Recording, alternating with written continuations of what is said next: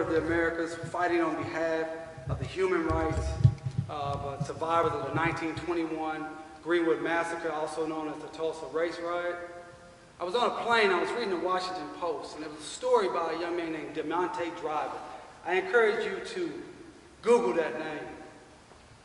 Deamonte Driver was a 13-year-old kid who died because he had a rotten tooth, and he was poor.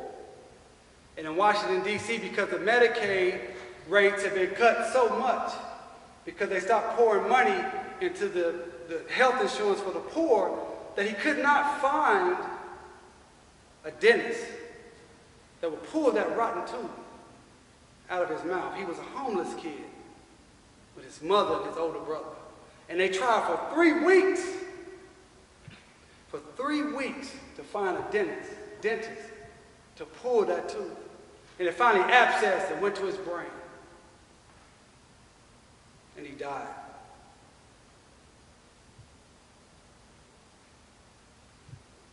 As I was reading that story, it's still so impactful because I just cannot believe that in this country, at that time, 2007, that a kid could die because he couldn't find someone to pull his tooth, because we didn't have, as a country, we were not compassionate enough for poor people to have the insurance and the money available for this child to have his tooth pulled. At the same time this was going on, why this really sticks out in my mind, I think, besides the death of this child, that the flight attendant was coming down the aisle and she was offering me a beverage.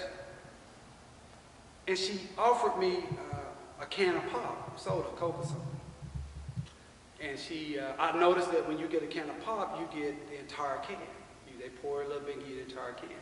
But I asked for a cup of water, and she poured more water, and then she kept the rest of the bottle. And I asked her, I said, well, hey, you know, you're giving the cans of pop, can I get the bottle of water? And she said, no, that's extra. And I thought at that moment, here's a kid that was on the street, homeless. When he had an opportunity to go into a store, he probably couldn't afford water and nutritious things to eat. He could afford Big Gulps and 40-ounce drinks and potato chips and candy, things that got him a rotten tooth. And so I said, wow. So in this country, the things that are good for you, healthy, nutritious, we got to pay extra.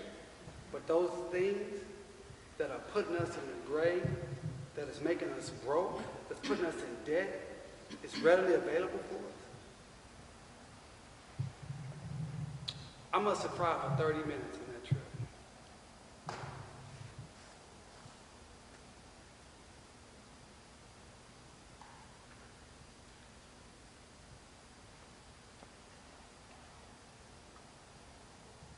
We have to move beyond the dream. We have to truly know Dr. King and what he was fighting for. We have to make it a commitment that we will not allow Deamonte Drivers of the world to die because they happen to be born poor. We have to make a commitment in this world that we're not continue to lock up our best and our brightest, our young people. We have to make a commitment in this world that we will not allow people to utilize race and racism and stereotypes to divide us. We have to stand up. We have to fight, as God told Dr. King, for truth, justice, and equality. We have to move beyond the dream and truly know the King. Thank you.